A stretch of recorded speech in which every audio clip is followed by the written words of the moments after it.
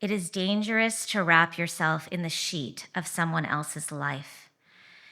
Heather Crystal writes in the crying book of you, Sylvia, because I am not alone in my feelings for you, which fills me with jealousy, or rather feels like the small piece of banana bread I choked on the other night and couldn't quite cough loose, so that it woke me and my sons rushed upstairs to pound on my back while my husband slept. Sometimes you miss the whole event. We are at the ocean, 638 Ocean Avenue to be precise. Matthew finds the name uninspired. My brother Tom made us the bread and gave it to us when we first arrived, along with a bottle of wine. It was like we were moving in. All I have brought is questions that I don't know how to ask, like how he really is. 1 year into the pandemic, we are all wearing masks. It is easier to keep things hidden, but sometimes on long walks, my makeup runs, and I look like Courtney Love, who is famous for being the wife of Kurt Cobain. You can visit his cardigan in a museum.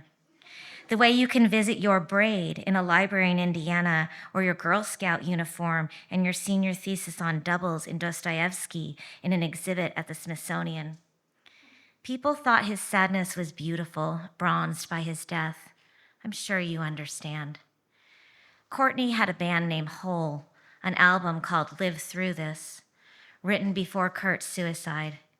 We always think we've lived through a lot when in fact it's just starting.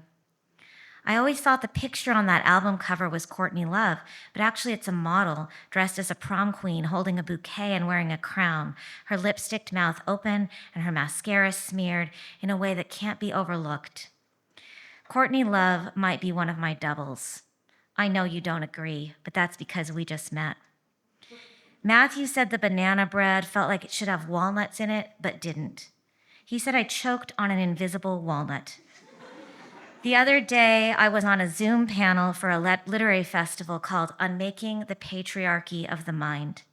I leaned in close to the camera as I answered the question about how my work is changing as I get older. I said, I think I'm getting angrier, but my smile wouldn't quit.